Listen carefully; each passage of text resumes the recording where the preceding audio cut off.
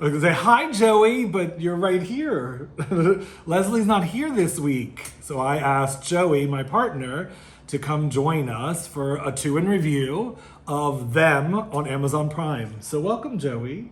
I have to tell you, I am excited to be here, but a little bit nervous. But there are times where I'm watching Joel and Leslie, and in the background, you can hear me either cooking or you can hear me yelling my opinion. So it's actually kind of funny to actually be on this side of the camera and be able to tell you exactly what I'm thinking. Yeah, so I'm so excited to have you here. Like I mentioned, we are going to be reviewing Them on Amazon Prime. Let's see. Them is, you want to tell what Them is about? No, it's actually, you need to start off with the genre. That's what I'm gonna do. Thank you. Okay.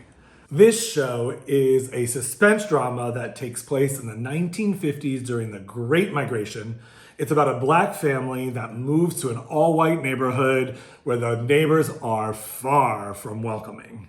I don't know, drama, sure, but I would start off with suspenseful from the minute it starts. Exactly, from the minute it starts. I was hooked, but I'm gonna get there quite You're yet. not supposed to say No, I know. or I'm fuck not. no. No, Joey doesn't seem to understand that we have a format that we follow, so he is gonna realize that very quickly. So, there we go. So, Joey, who is this show for? I think it would be a show for people that are, say, 25 and older are going to watch this show. I'd say like 21. Actually, it could even be younger. Really? Yep, I do. Actually, How I young? do. I think a teenager could totally get into this program. I think it's a little. I don't. Well, we've only watched 2 episodes. We have only watched 2 but episodes, but I'm going younger. Younger. Okay. Younger. Okay, great. I would agree. So tell me what you liked about it. Okay. Or would you like me to go first? No, I'm ready. Okay, you're ready. Go. Okay, hands down. Go. I think that the casting was ridiculously incredible. Scene stealer alert. The young girl who plays Gracie, it's played by Melanie Hurt. I think. Heard, I believe. Heard. Melanie Hurd is her name. What she's doing with her character, like I have chills on my arms. Like you just listen to her and you think to yourself, how old are you that you're able to emote like that and to connect to this character who definitely has seen a lot of things that someone her age generally wouldn't. I would agree completely. I also think the woman who plays the mother, actually I don't know her name. They call her Luck or Luck Lucky. or Lucky. Mm-hmm. She is brilliant. Brilliant. I also think her husband, what's his name? Ben. You mean Henry? Henry. The character's name is Henry. You can see his personality changing and it flips kind of back and forth and it almost takes you like on a roller coaster ride where you're like, okay, which Henry am I going to see right now?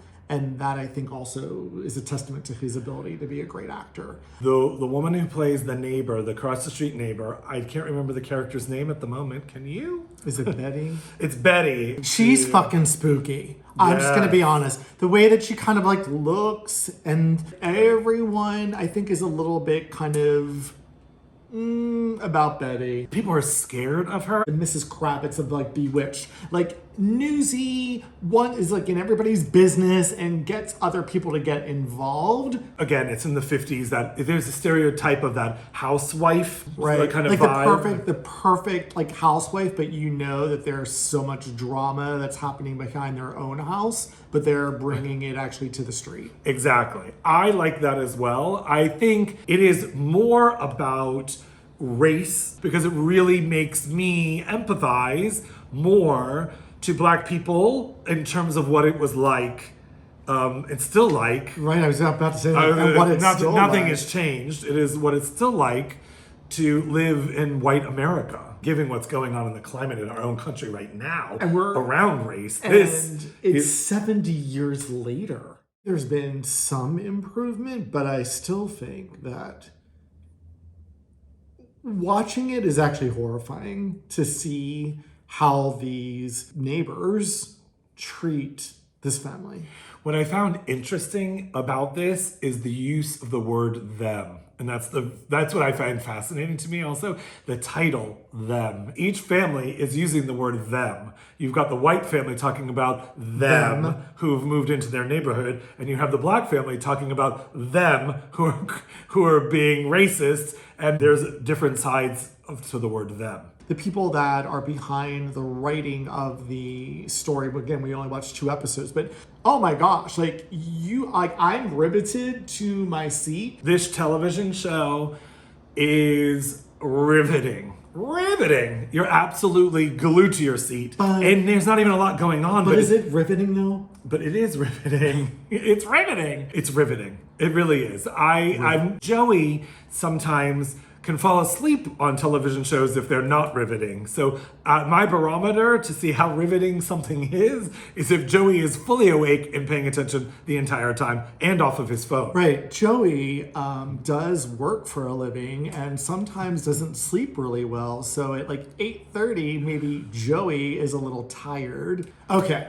So what else did you like, Joey? Tell me what else did you like about the show? There are going to be Emmy nominations for this particular program. And if it's not, you've been robbed. You've heard it here first. Joey's predicting Emmy nominees. Right, but I didn't say everybody. but I didn't say fuck yeah or fuck no yeah. Not yet. I did not. There is a lot going on in this show. There's a lot of stuff we don't know. Something happens in the very beginning of the very first episode, and I'm like, what is happening here? So I like that because they keep you very much guessing.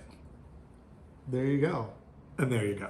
And there you have it. And there you have it. So, Joey, tell me, what didn't you like about the show? Okay, there are definitely 2 things that I definitely disliked. Let's see if there's the same thing I disliked. Go. Okay. The first one is, I don't like shows like this. I don't like suspenseful. I don't like scary. I don't like horror. So for Leslie to say that I had to watch something like this, thanks, Leslie. I did not want to watch it. I want you all to see, I snapped a little video from hate my you. phone. You. So I want you to see what it was like watching the show In real life. with Joey. Okay, so that was the first thing. What's the the second? second thing that I dislike is that motherfucking basement. That basement, I don't like that basement at all. That basement is fucking frightening. Nothing ever happens good in a basement ever. And every character who they even look at the basement, they don't want to go down there. But why do they? Why do they go down the basement? Theirs is the only house on the whole entire neighborhood that has a basement. That's right, because when they move in, Don't the give too real much- estate agent Don't goes. give too much away. Yes. The real estate agent Yeah. says, "Oh, you have a basement. This is very uncommon for homes in this neighborhood." The one thing that I disliked, and it just felt so heavy-handed to me, is the music. It is literally driving the storyline. I felt like some of the scenes in general would not actually feel like they were anything without the music. Well, then you have to give an Emmy to the person who's doing the music. No, I disagree. I think the Emmy should be taken away from the person doing the music. That would be the composer of the music or the musical arranger. Whoever is doing the music Joel, maybe. is got to be fired. No, Joel, you're not firing him. Fire. We can put it on mute and we can just watch the closed captioning. What's the point? Then I don't think it would be. Well, I don't want to fire the person. So here's the thing. I don't think it would be nearly as scary without the music. The music amplifies the storyline. I think it was overkill. So we'll agree to disagree on that. Fair enough. So, Joey, let's come to the most important question.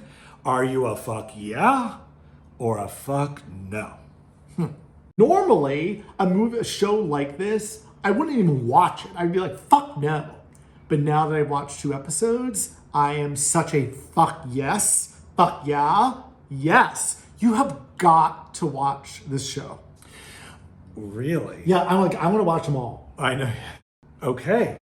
Well, for me, Joey, Yeah. I'm a fuck yeah as well. This shit has got me riveted. I want to know what the fuck is going on. I mean, I might be watching it with a blanket covering one eye. Totally. But And Joel wants to, we may have agree. to like turn the mute on for Joel so he doesn't listen to the music. I will listen to the music, but I just know that the music's heavy-handed and making me get there. But I digress.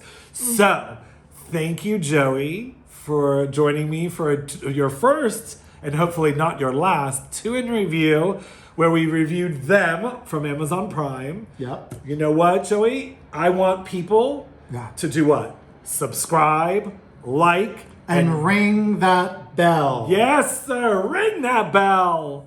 All right, till next time. Thanks, Joey. Thanks, babe. Bye, dear. Bye.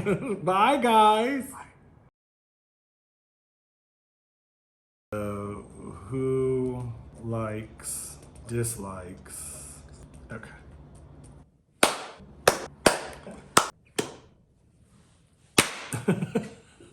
Bidda bum bum bum bidda dum bum bum bidda dum bum.